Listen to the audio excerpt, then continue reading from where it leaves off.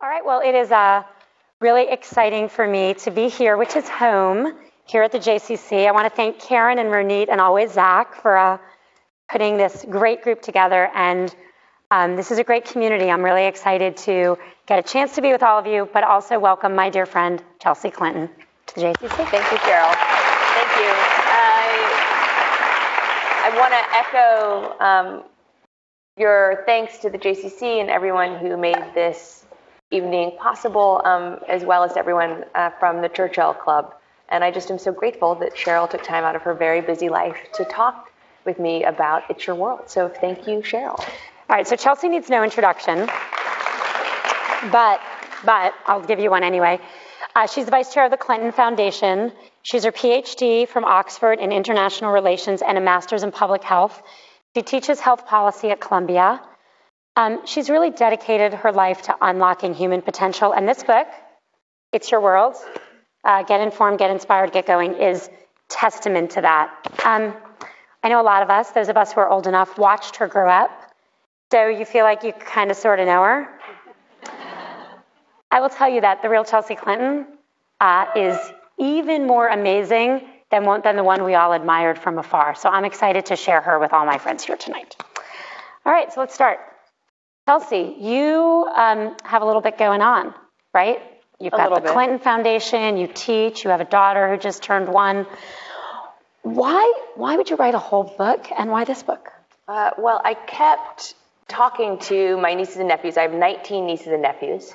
Yeah, wow, I know. My husband has 10 brothers and sisters, and their friends and other young people that we know, and I was just continually struck by how curious kids are about the world around us, how much more attuned and attentive I think kids are than often adults give them credit for being to what's happening in their own schools, in our communities, in our world. And I also kept meeting amazing young people who were doing something about issues that they cared about, either bullying in their schools or helping to fight climate change.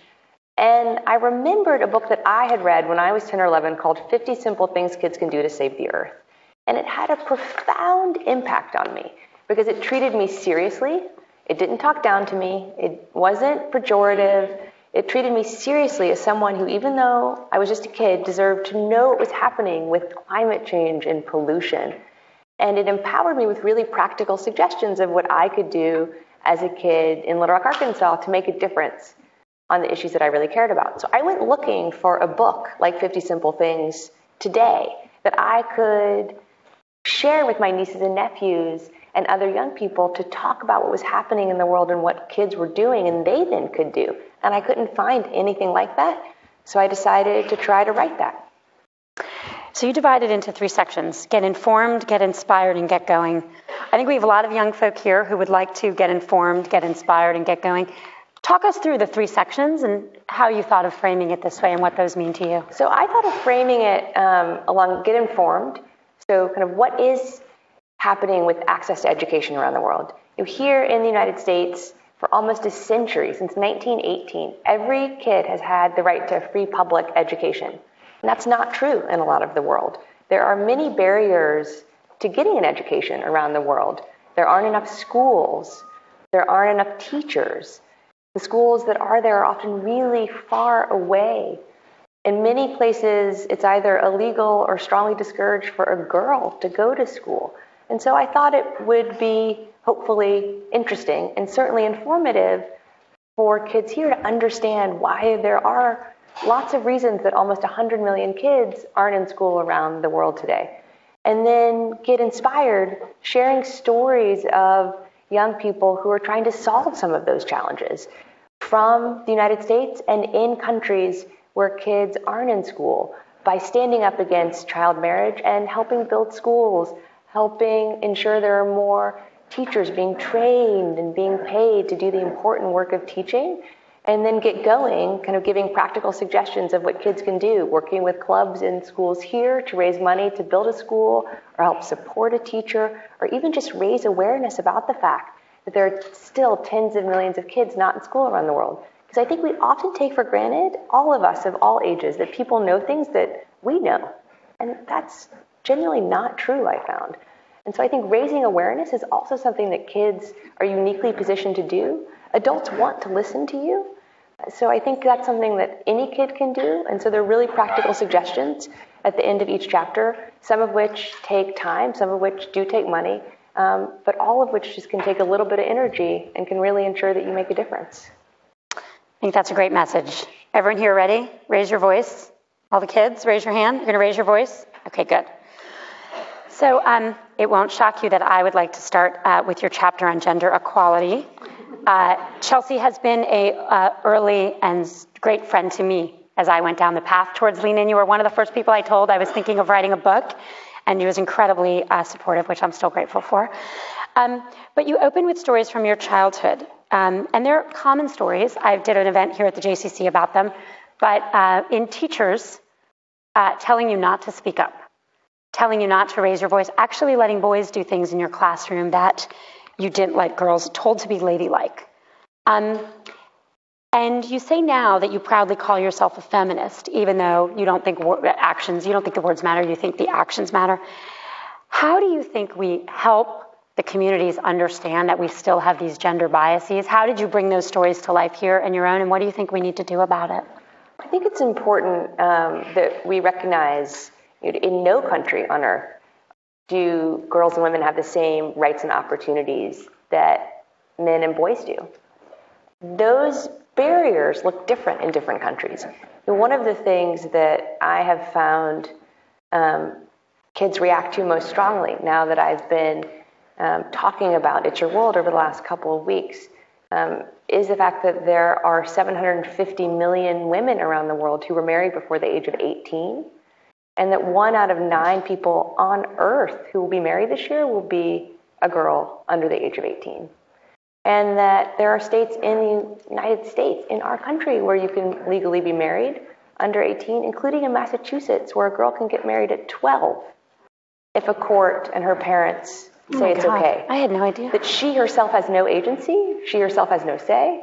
And so I think it's important when we have this conversation, particularly as it relates to young people, that we talk about the whole scope of challenges that girls face around the world, but also here in the United States. And the story that Sheryl's talking about really is my first memory of being aware that I was a girl.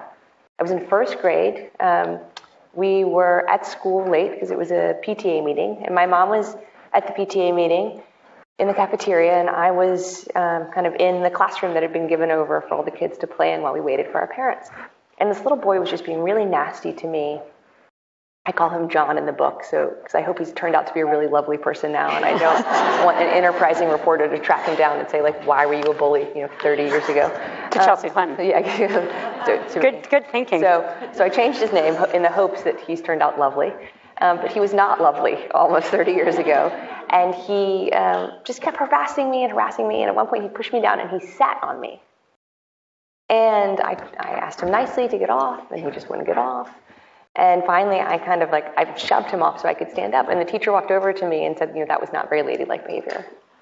And I was so taken aback, and it was such a sort of crisis, for a 6-year-old, because I wanted to be polite, and I felt like I had tried to be polite, and that hadn't worked. But I also knew that I had to defend myself, and that it was never okay for someone to sit on me. I mean, I knew that. For example.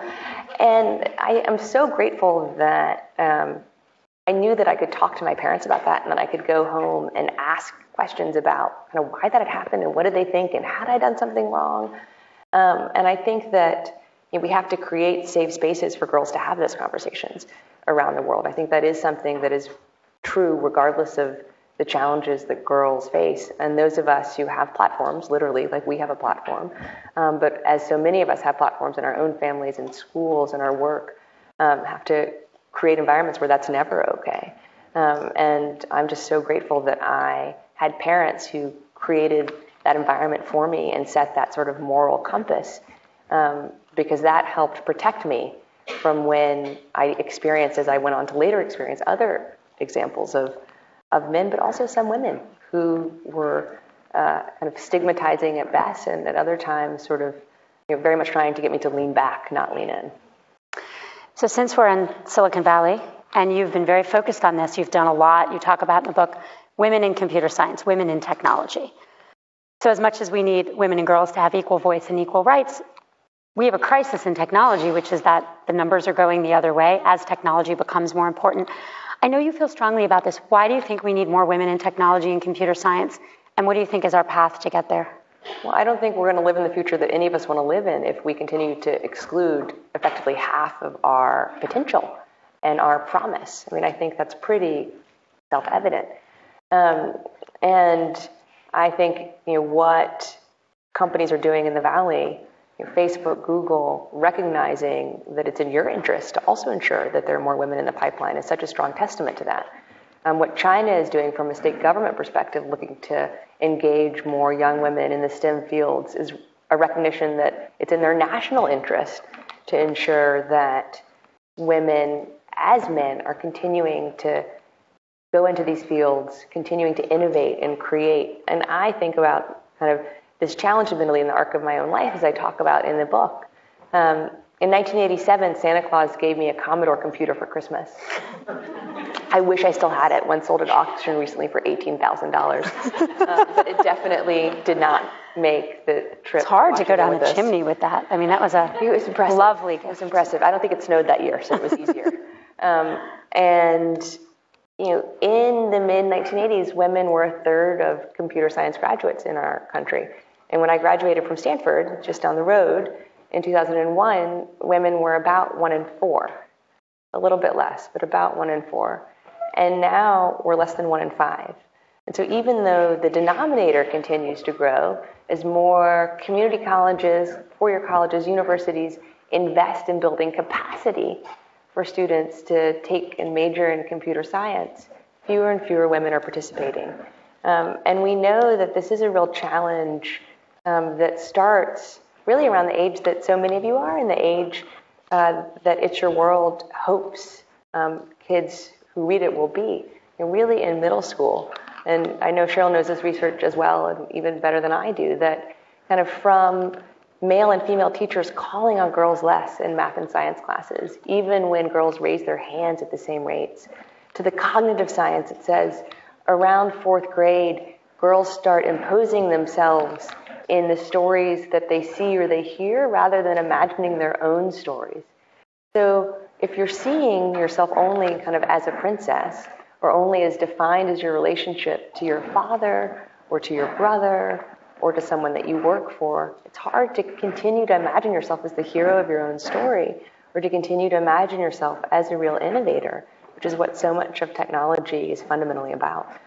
So I think the good news is that we're now aware of a lot of how we wound up here, but now we need pretty collective and complementary efforts from the private sector, kind of from the government, from school districts, from places like the JCC, who are engaged in kids' lives or who kind of set the rules that we all live by to ensure that more little girls want to grow up and be both Sheryl and Mark Zuckerberg. So global poverty, something you and I have spent a lot of time talking about, something you've cared about very passionately. The World Bank sets global poverty at $1.25 a day, and 1 in 6 people on the world live under that level. You talked about learning about, in the book, you talk about learning about this when you were 15 years old on a trip to India and Pakistan. I'd love for you to share that story and share what you think kids so far away can do about people that are really at that kind of subsistence level. Well, what I share in the book is that when I was 15, I went on a trip to Southeast Asia with my mom. And what struck me first were actually seeing so many kids. And then realizing the reason I was so surprised to see so many kids is because they weren't in school. And that we saw kids everywhere. Kids begging on streets, kids working in fields, kids clearly walking to and from working in factories. And that was so shocking to me and sobering to me because I got to go to school. And so that's one of the reasons why I first got really interested in kind of this question of access to education around the world, and one of the reasons why I included a whole chapter about education in my book. It also was the first time I'd ever seen kind of concentrated urban poverty. Growing up in Arkansas originally, I had been to parts of the Mississippi Delta and parts of the state where there were still people who lived in homes that had dirt floors, where people still were very much subsistence farmers. I had never seen anything like a slum, though, until I was in Southeast Asia. And seeing kind of areas where more than 1 million people lived in a place smaller than Palo Alto was really deeply shocking. And I think it should always be deeply shocking. I think we should always be concerned if we ever become inured and desensitized to people who live their whole lives sort of 1 square meter of space. And yet we know that people sort of live and are trapped in poverty, again, because of many reasons. And a big one for both people living in slum environments and also people who continue to live in rural poverty around the world, access to clean, safe water is one of them. So I talk about water a lot throughout It's Your World because it's really important. You know, if someone doesn't have access to clean water in an easy way, you know, often women spend 2 to 3 hours a day getting water for their families. If they don't spend that time and they and their kids drink bad water, their kids often get sick. And so that's time they're not in school, time they're not learning. It's time that parents can't be working because they have to stay home and take care of their kids. So some of the programs that I talk about that I think are really easy ways for kids to get involved are programs like Charity Water or Living Water International or water.org that have different ways, working with local communities around the world, building water systems that make sense for those communities, because you can't just build a well anywhere and hope that it'll be safe and that it will have enough water. And I highlight a young girl named Maddie, who's from Missouri in the book, who now has had a series of water walks, each of which is 3.71 miles, because that's the average distance that a woman in India has to walk every day to get clean, safe water for her family. And although some well systems are really expensive in the tens of thousands of dollars, many can be built for the hundreds of dollars. And so I think it's a way that, whether it's through Girl Scouts or through a school, where kids can really get together and raise money to build a well that can have a profound and lasting impact, not only for kids today, but kids in the future, somewhere far away, but that I think we all should feel connected to. Such a great point. So we have a lot of educators in this audience, and my children attended preschool here at the JCC. I know there are a lot of teachers here. You talk a lot about education and how every child in the book has the right to education, but we're not delivering on that obligation. What do you think this audience can do to help children in the United States and around the world get the education that they deserve, the kind of education that's provided to children who can come here? Well, I would say first, I think it's really important that kids be engaged in your own education. I mean, I say in the book, one of the reasons I don't talk about education very much in this country is because every kid here has the right to free public education. And again, that's not true for every kid around the world. But also because I think that kids here and your parents know more about what the right answer is for your education than I do, certainly. I mean, I already have very strong feelings about my daughter's education, and she just turned 1. And I should be more worried about whether she's going to hit her head as she tries to learn to walk. But on a serious point, I think that, oh, is that me being played back to myself? That's a bit eerie, but kind of remarkable. I think, though, I have two answers to this question. The first is increasingly there are efforts to enable peer-to-peer teacher training around the world. Because although there's so much of a focus on the need to build more schools, and that's hugely important, we need twice as many schools as we have across the whole United States, probably, to ensure that every child can get into and stay in school. But we need at least 4 million more teachers around the world. And so there are a number of still nascent but exciting programs to allow and enable teachers in this country to help mentor teachers around the world. And so that's something I hope that teachers will be interested in and take part in. And that's true for early childhood as well as through high school. And then the second is we do need more schools. And so I talk about a couple of programs in It's Your World. Building Tomorrow, that focuses on building schools, predominantly in Uganda, but also throughout East Africa. And then Pencils of Promise, that focuses on building schools in Laos and Cambodia and parts of Central and South America, and enables people to also even just build part of a school, so that groups of kids or classrooms, or again, sort of Girl Scout troops can raise, $100 to help build a classroom, or to help ensure that there are books in the classroom, because yes, they're still largely using books and not kind of technology. So again, I think there's so many ways to engage, and this is an area where there are meaningful ways for teachers to engage that are unique, but potentially really powerful. So this audience is also filled with parents, and you are a new parent of your now 1-year-old daughter. And you talk in the book a lot about the influence not just your mother had on you, but your grandmother's.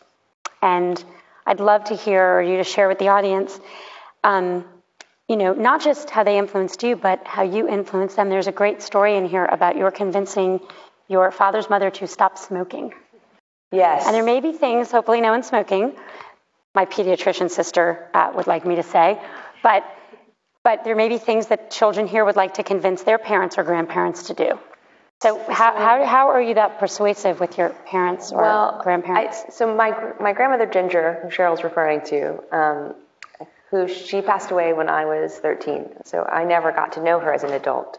Whereas my mom's mom, my grandma Dorothy, passed away a few years ago. And so I was blessed to know her as a kid and then as an adult. And I still miss her fiercely, and she remains a major influence in my life. My grandmother Ginger asked me what I wanted for my 8th birthday. And I had just read the whole Ramona Quimby series by Beverly Cleary. And in one of the books, Ramona goes on a campaign to get her father to quit smoking. And she makes these signs that say "no smoking," because she couldn't fit no smoking on one line. And I remembered that so clearly as I was thinking about writing this book. And I threatened my grandmother with an all-out campaign. I was like, I'm going to put up signs. I'm going to take away all your ashtrays. So I'd like to think that she did it because it's what I asked for my birthday, but definitely the threatened punitive measures may have been part of it too. Oh, so I was also like, I'm not going to come here anymore.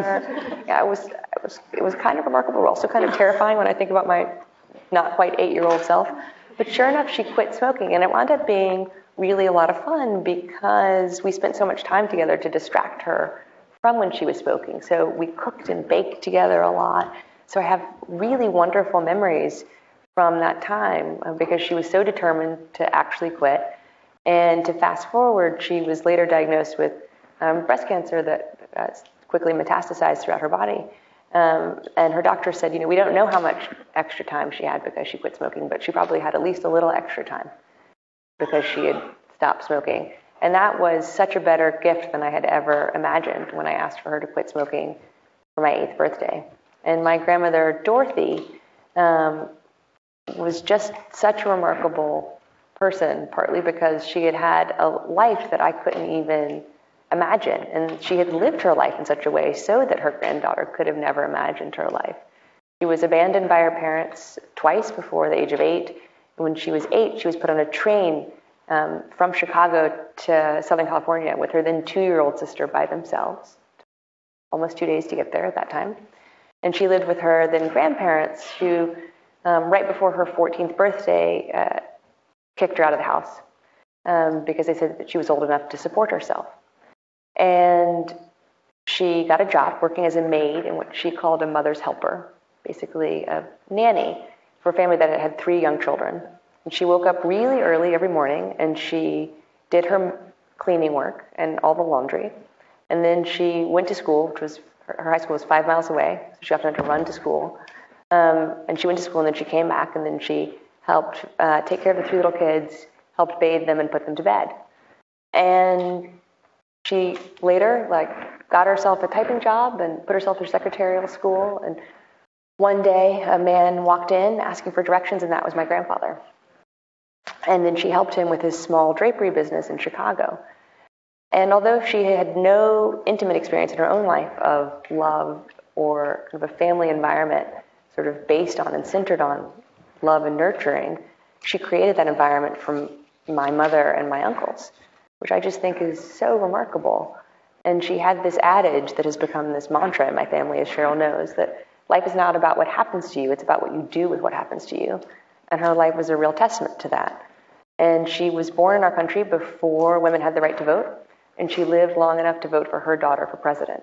So I think that's a pretty extraordinary story. And so I think about my grandmother every day, and what I can and should be doing to try to live up to her example. And I talk to my daughter about her great-grandmother, because it's really important to me that she knows how lucky she is to be her grandmother's great-granddaughter. Yay. That was so great. So we're going to do a lightning round.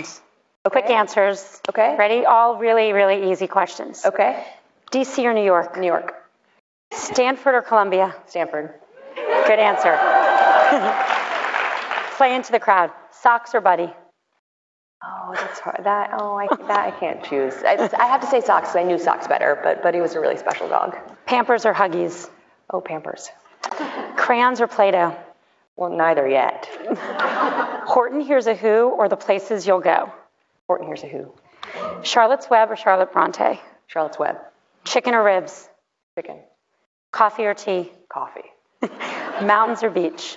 Mountains. Late night or early mornings? Both. Unbreakable Kimmy Schmidt or Orange is the New Black? Orange is the New Black.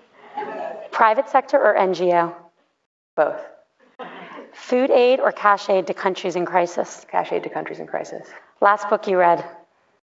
Oh, what was the last book I read? That's a really, I'm trying to think of a non-parenting Well, the actual answer to this is Where is the Green Sheep, which was the last book I read before I put my daughter to sleep last night. I guess that is the honest answer. It's a good answer. Favorite TV show? Turn. Ryan Adams or Taylor Swift? Ryan Adams. John Oliver or Trevor Noah? John Oliver. Bagel or Bialy is a very big question. This crowd. Pick carefully. I'm gluten-free. Bagel. Okay. Gluten-free bagel. I don't think I've ever had a if you gluten-free were Bialy. going to have... But if there is a gluten-free Bialy, send it my way. Game of Thrones or Veep? Game of Thrones. Yankees or Mets? Mets. First thing you do in the morning? First thing, put on my glasses. Last thing you do at night? Say goodnight to my husband. Best piece of advice you were ever given? Life's not about what happens to you. It's about what you do with what happens to you. And this is from my son. Who are you voting for president? Definitely my mom. Thank you very much.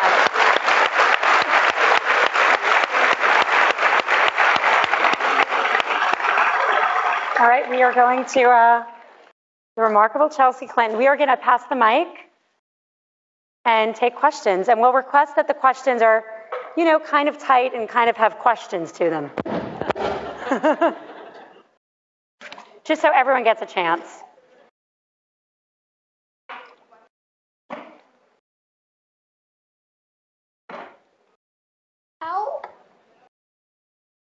How old were you when you started supporting equal rights?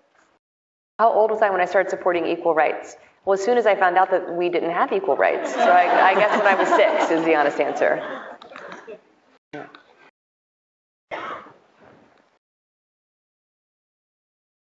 I know. Oh, how about here and then there? Is that all right? Yeah. Maya? I know internationally schools and education are a big problem, but I know in some places in the U.S. public schools are not as good as they could be. So what do you think about that, and what do you want to do about it? So I think that is a very real question, and I'll give you an example. When my mom ran for Senate in 2000, this is one of those sort of improbably true stories.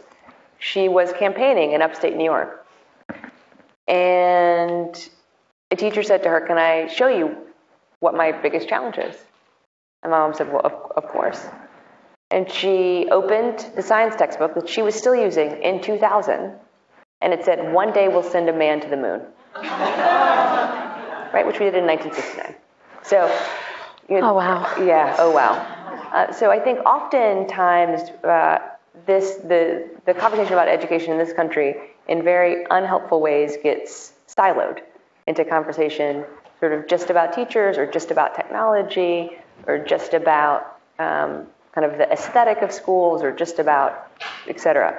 But it's so different that I think the real question, Maya, if this is something that you really care about, you should think about what the issues are in the school district where you live and what you think are causing those issues. So is it that you don't think teachers are well enough trained? Is it you think that they're not teaching you what you want and need to know for the 21st century?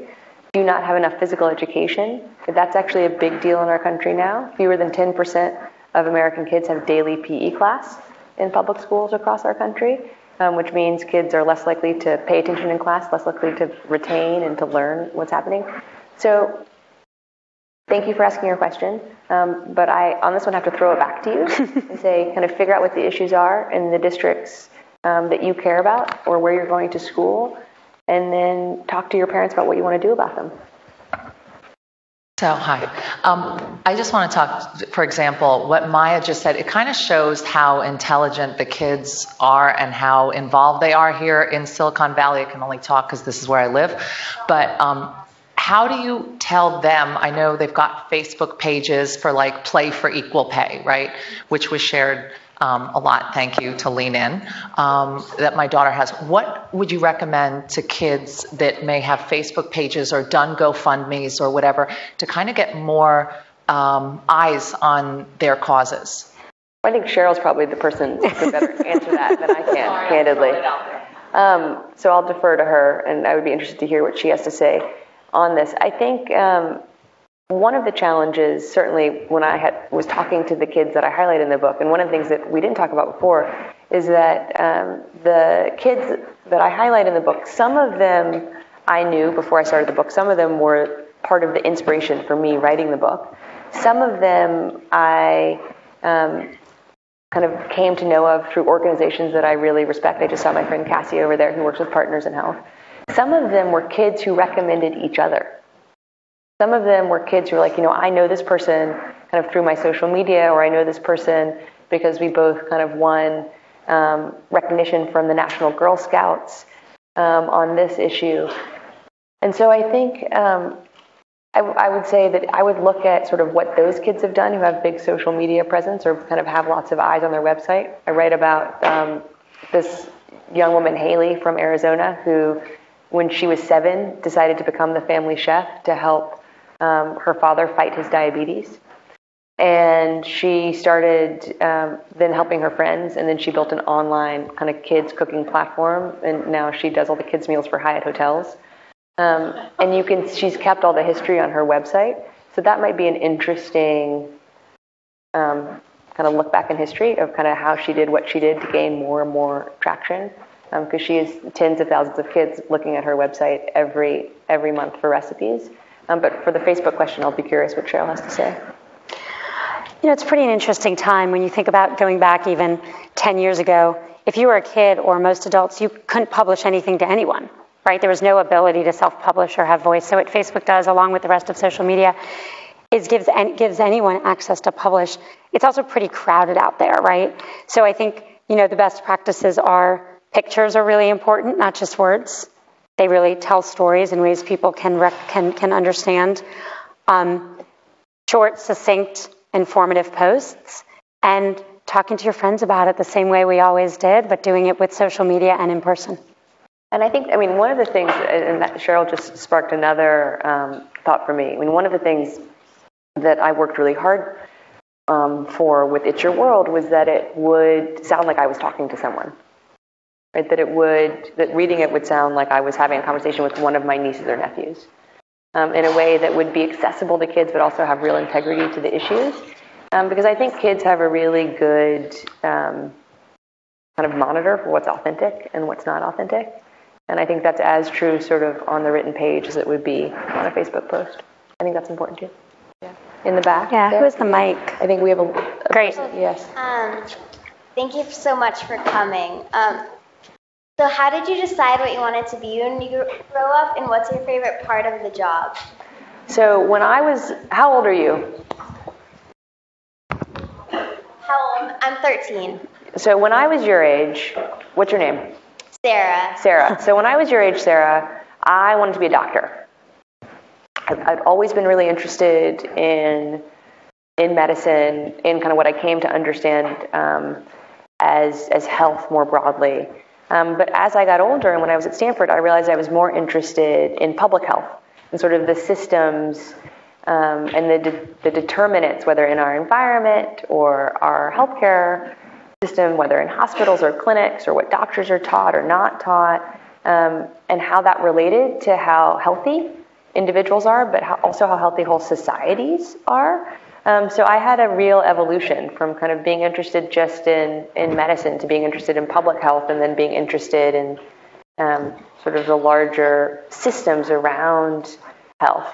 And my favorite part of my job is continuing to learn kind of all the amazing things that people are doing in public health or in, this is amazing. Sorry, I've never had an experience like this. You were all here for my first beam. And so my favorite part of the work that I do now is meeting like really smart, energetic people who are 13 or 30 or 90 who are interested in the same types of challenges I'm interested in, and trying to solve them together in a way that's more effective and can be done more quickly and ideally more cheaply. We're going to have to go here. Beam has a question. Yeah, we have to take that one.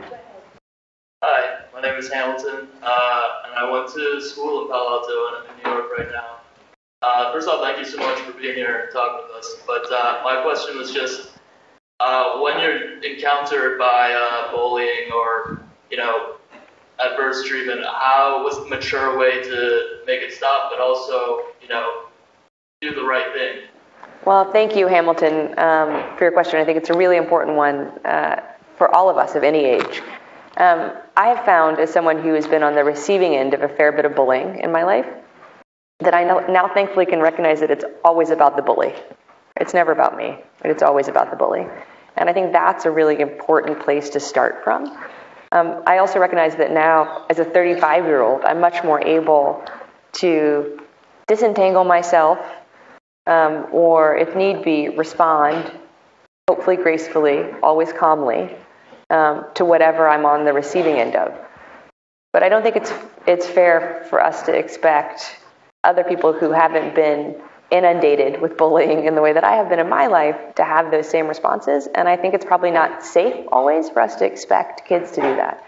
So as I write about in It's Your World, I think it's important for those of us who see bullying, if we're kind of older and can do something about it, to do something about it, or to get help. There's no shame in asking for help.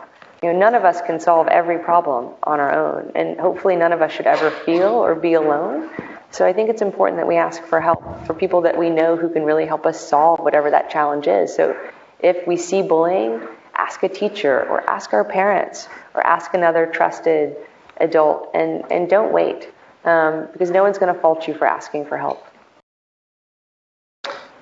Thank you for being here today. What two lovely examples you are. One of my favorite quotes, be the change you wish to see in the world. So I'm just inspired to see all the young people. As an American government high school teacher, I would love for you to share, how much do you love the Constitution, and how important is it for young people to really know and be committed to it? Well, thank you for being a teacher, and thank you for teaching American government, because you are at the crux of what I kind of was talking about earlier, in that I don't think often we understand enough in our country for adults and kids, which is what level of government do we need to try to persuade to help make a difference on an issue that we care about. I mean, I have so many kind of memories as I think about this, where people would come up to me all of a couple of years ago when this was still an issue in our country, and say, like, why can't President Obama just make gay marriage legal?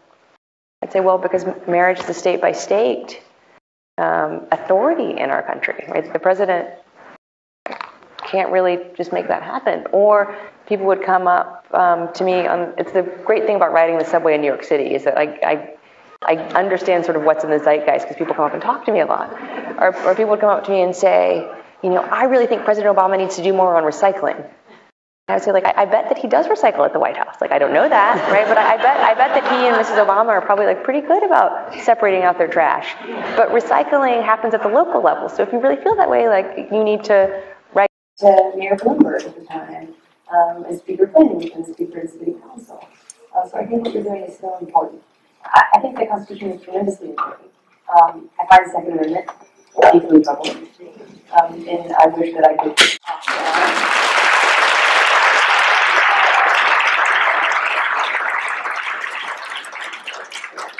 I wish I could talk to our founders about maybe being a little more precise. I mean, any document that gets written effectively in 3 weeks clearly is going to have some challenges, and that the Bill of Rights was written in even a shorter period of time. Before, like, semi-automatic weapons, for example. Yeah, or back before we actually had a national military. So we did rely on, well-ordered militia. I think it's important for those of us who really care about this to not gloss over the history. I mean, we have to be cognizant of the history. So I think it's important for each of us to make up our own minds about kind of what we think of the Constitution, I guess, kind of what parts we believe are fundamental to not only our country's past, but the country that we want to continue to live in, and what parts would we want to change and even amend. And I think that's something that all of us have to answer for ourselves. Thank you. Whoever has the mic. Hi. My question to you is, girls feeling in fear starts at home, right? Because their parents are more protective of girls than they are of boys. And when they want to try something new, they say, oh no, that's for a guy, that's a man's job. You have a daughter of your own. What will you show your daughter that's, like, try to teach her different? What's your opinion on that? Great question. I want my daughter to do and be whatever she wants to be. I also think it's my responsibility as her parent to help her be able to make responsible and safe choices. I think that's equally true if Mark and I are so blessed to have a son at some point. So I think what's most important is ensuring, at least in our house, that our children are receiving the same messages and the same messaging from their mother and their father. And I think we just have to continue to hold ourselves accountable to that. If anything, we might overcorrect, not undercorrect. It has to be okay if my daughter really just wants to grow up and only wear pink dresses. That's going to be fine. Yeah. Hi, thank you so much for coming today. So you've already accomplished so much, but where do you see yourself in 10 years? I don't know. And I don't know because I honestly don't think of my life that way. And I've never thought of my life that way. I mean, I have friends who have sort of 10-year plans. I mean, I have friends who have 20-year plans. I am a real planner, but I plan on shorter increments of time. So I can tell you what Mark and I hope to accomplish for our family over the next couple of years, because very much now, being a mom, my daughter's the most important part of my life by far. Sheryl and I were talking earlier. I don't really know what I did before I became a mom. I mean, I know what I did because I can look back and see all that I did. But you had so much free time. But I don't know. All of a sudden. I just feel like everything else that I did before, while important, this is just a whole other universe that I know every parent in the audience can understand. So when I look forward to the next few years, we hope to have more children. I want to see how It's Your World goes. I want to see kind of whether or not it would make sense to do something else as a follow-up to this or not. At the Clinton Foundation, I continue to be really excited about all the data-driven work we're doing around girls and women, so I want to keep doing that. With the Clinton Health Access Initiative, which is our kind of major global health effort, we're doing more and more on women and girls' health. So I hope that we can say, in a measurable sense, where we've helped have an impact on helping more mothers stay alive and more babies stay alive and then go on to lead healthy lives. So there are specific things that I want to do, but kind of first and foremost, I want my daughter to be proud to be my daughter and to know that she's loved and that she's protected and healthy and happy, and I hope that we can give her younger siblings. So my question was, what are your thoughts on the higher education system, specifically with everyone wanting to go to a four-year college but not being able to afford it? I think that's a great question. After World War II, about 8%-ish of Americans went to college. Last year, more than half of Americans of college age were in some form of higher education. So if we look at changes in the last few generations, we would be hard-pressed after kind of thinking about everything related to the internet and social media to point to kind of a bigger shift than the entrance of many more Americans into the higher education system. And I don't know what the answer to your question is. I think we're asking those questions now because clearly people think they're not getting a return on investment for their education. And I think also because there's so many more people in school now than their parents or grandparents were in school. So it's not only kind of the financial question, but I think it's also a psychological question because so many people now are having just fundamentally different experiences and experiences that they may or may not be able to see have greater results in higher incomes or kind of greater life satisfaction and happiness than their parents and grandparents did. But again, I think this is a question that each of us has to answer for ourselves, and that every family has to answer for itself. So I'm wary of kind of coming up with kind of macro suggestions because I often find, particularly when it relates to higher education, the people making those suggestions are always talking about someone else's children.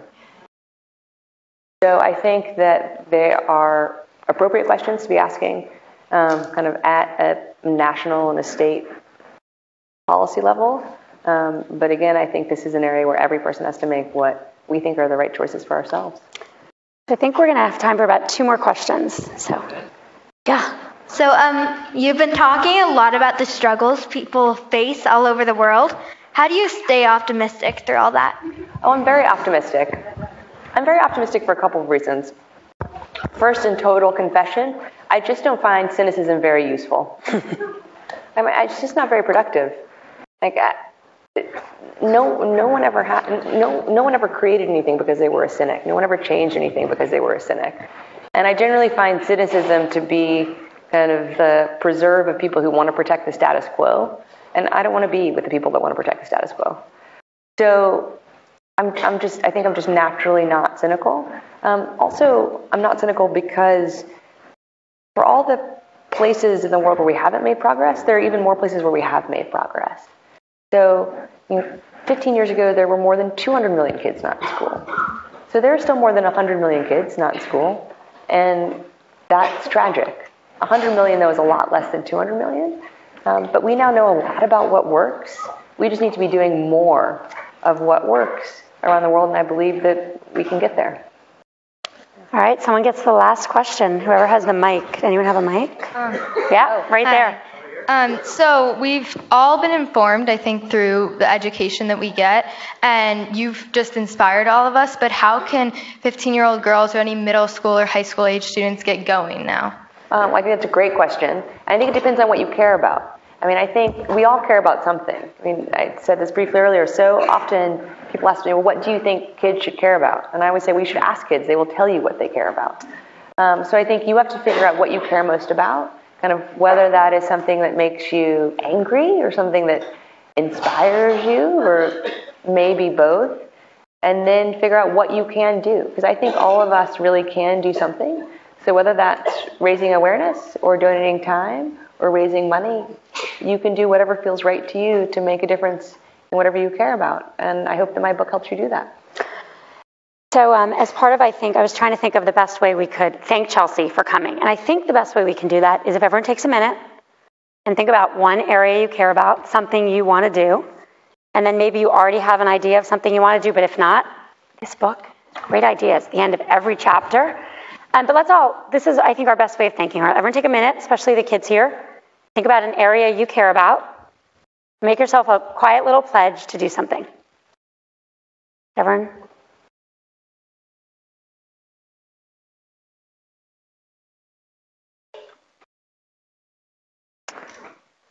Again, I'm so glad I got to share my friend with my community, and I hope you all are as inspired by this amazing woman as I am. Thank you, Chelsea. Thank you so much.